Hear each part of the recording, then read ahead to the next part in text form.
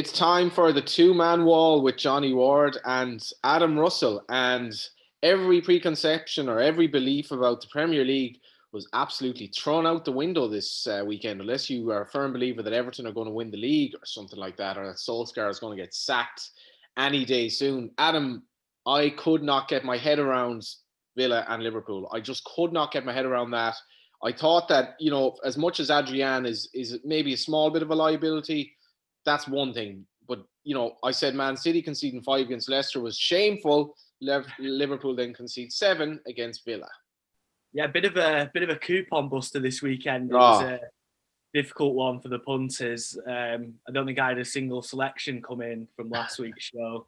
City drew, Liverpool lost. I think I went for a draw, Tottenham, Man United, which obviously very much went Tottenham's way. But it was unusual, wasn't it? I was covering both the games on Sunday evening, and it was very surreal. It was just like goal after goal was flying in, and there was almost, I guess it was because there's no crowd. It was just almost like the players were kind of resigned to what was going on, especially in the Liverpool game. That's like 5-2, and it was almost like there was no reaction from them. Like normally they'd have the away fans behind them giving them a load of stick, and they'd probably be a bit more resolute going into the last few minutes. But they were so wide open. It was really odd, but full credit to Aston Villa. They played really well. I think it's been a shame for them that Leeds obviously lost at Liverpool on the opening day, and they seem to have got more credit for doing that than Villa did for beating them 7-2. So I think we should remember it was a very good Aston Villa performance as much as it was a very bad Liverpool performance as well. Yeah, Leeds have performed extremely well so far. Played, the best two teams and only lost by the odd goal in the two games. They managed to beat Fulham as well, managed to beat Sheffield United. And just in terms of the managerial market, I mean, a lot of shrewd people were obviously checking their odds checker during the game to see what price Solskjær is to get the next manager gone. I think he was like 25s in places. And you're wondering, is this a morally wrong or right bet? But the price now is probably more realistic, obviously. Yeah, we've seen a huge drop in Solskjær's odds. He was 12-1 at the start of last weekend, and by full time in the Spurs game, he was down into 7-4 favourite to be the next manager to leave his post. I don't know. Be interesting whether people think he'll be sacked or whether he might walk, because it's not the first time we've been here with United managers where they come in, they have a bit of success. They get backed in the transfer market to a certain extent. They achieve, because I think he did well to finish third with them last season, given the squad that they had and the issues they had at the back. But then what he needed was to be backed in this transfer market. And again, it seems like he hasn't really got the players that he wanted, particularly like his first choice targets. And we saw that they brought in Cavani, someone who's been, he's been available all summer. So for them to wait until 2 days before the deadline, before they start trying to bring him in, it stinks of another panic buy. We've been there with the likes of Falcao and Ibrahimovic to a certain extent, although obviously he was more of a success than Falcao. But we've seen that United are a club now that don't seem to have enough direction to resist these panic buys. The fans get on their back a bit and then they react. It'll be interesting come January where they are in the table. If Solskjær might just say, look, if you're not going to back me and bring in the players that I need to take us to the next step, then what's the point? And he might walk. I'm not sure. You also had Luke Shaw after the game saying that they gave up, basically admitting that a team gave up. And as much as, when you're 4-0 down or you're 4 goals down at whatever time the game, your chance is gone, you're man down, you still have to, as a professional. They gave up at 2-1. Yeah. They didn't give up at 5-1. They gave up as soon as Martial got sent off. They gave up. And that's a terrible indictment of whatever is going on there. And obviously, I'm blaming players. I think Pogba's a bit of a disgrace at times. But to be fair, the book kind of does stop at the manager. Yeah, there was a lot of people that you could have pointed fingers to at the weekend. Allegedly, there was a bust up in the changing rooms at half time between Fernandes and Harry Maguire, and we obviously saw Fernandes it was taken off at half time. Apparently he completely lost his rag with Maguire, especially for the defending. And you saw the way Maguire sort of dragged. He fouled Luke Shaw in the run-up for that penalty, so it's almost like to the equalising goal. Sorry, and Luke Shaw then drifts out of position for Son's second goal. It was just, like you say, they gave up. It was spiritless, gutless, and definitely not good enough for Manchester United. So What about the they're going to Premier League race itself then? Like I thought Liverpool had a shade of odds on, were almost good things before the game, and now they've gone out to odds against, understandably. It's difficult to say whether Liverpool just had a really, really off day, as City seemed to against Leicester the week before, or whether it is something that's a bit of a deeper rooted problem. To me, it's still too early to say on that one. I still think Liverpool are in the driving seat. They're the team to beat, and it would surprise me if we didn't finish, as we've said before, if we didn't finish Liverpool 1, Man City 2, or vice versa. You've taken some money on Chelsea now.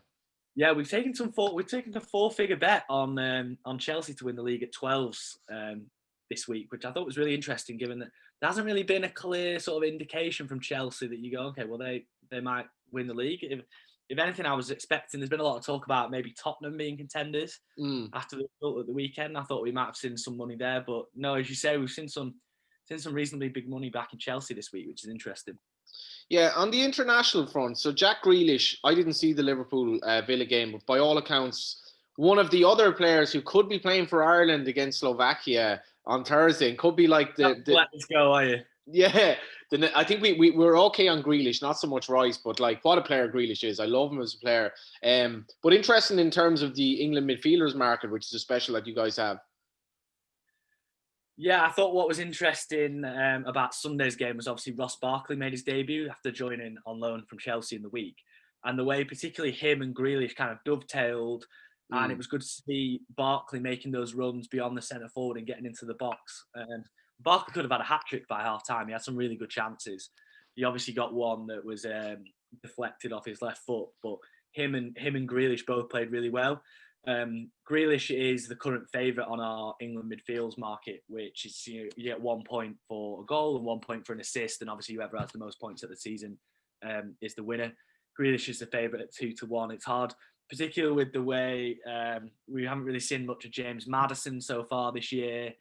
He's also up there. Harvey Barnes is also up there in the market, so that's one to keep an eye on.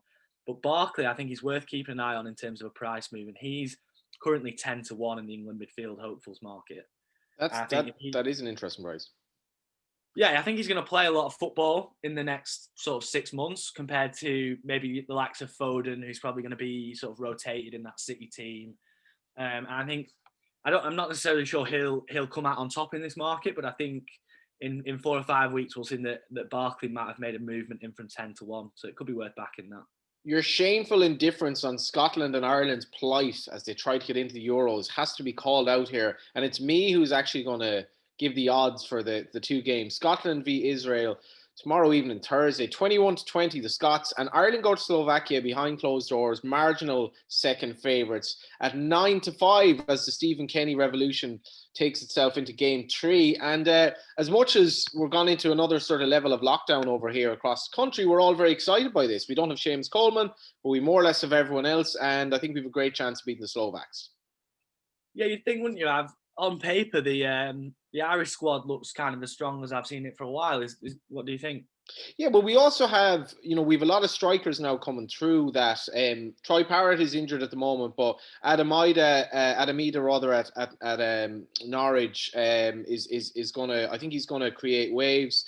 As well as that, we have McGoldrick, who in fairness at least has scored for Sheffield United. Connolly is the main one, I suppose, in the Premier League this season. We've loads of players coming up. A lot of under-21s, kind of hidden gems that a lot of you wouldn't have seen yet. The problem is we don't really have, and Kenny doesn't have the time to do much with these players as of yet. He's had 2 Nations League games that were sort of pre-season, and now we're into 2 games to make the Euros, 2 90-minute games effectively. But it's going to be fascinating. I think the Slovaks aren't that great, to be honest. I think they will cough up chances. And if you were to have a bet in the game, I'd probably look at like both teams score or something like that. But I think we have a good chance. Yeah, it strikes me as like a typical like European qualifier where could really all be behind closed doors. Yeah, and it feels like it could go either way. I would probably agree with you that the Irish are favourites and that the Slovaks are kind of missing that, like just a couple of players with sort of genuine match-winning quality. Yeah, And the other game with the home nations, then, the winner of which will play the winner of Ireland Slovakia, is Bosnia and Herzegovina versus Northern Ireland, and the North are 7-2. But they're under something of a cloud in that Michael O'Neill has gone, so it's hard to know will they continue to punch above their weight. But yeah, interesting games ahead. You know, you can kind of smugly look from afar and look forward to England, you know, always coasting their way to these tournaments, but it's not like that for us little minnows. Yeah, I mean, it doesn't always go that way with England. We've had our fair share of calamities on the way to tournaments. What else have we got this weekend then? We've obviously got England-Wales. That's tomorrow night. And then England are playing Belgium on Sunday. Interestingly for England, everyone's been having a party at Tammy Abraham's house this week. So there's a few notable absentees. #standard. Yeah, I mean, I don't want to go into it because it's another one that I'll probably be able to rant about all day if you ask me. So just worth noting that there'll probably be no Sancho, Abraham, and Chilwell. Sterling pulled out of the squad with an injury. We've obviously got Greenwood and Foden who are on the naughty step. So there's a few absentees for England. He's looking those wide areas with no Sterling and Sancho. You probably expect Jack Grealish to come in and make his first start for England. Obviously, we were just talking about how well he played at the weekend. So hopefully he probably gets a chance on that left-hand side.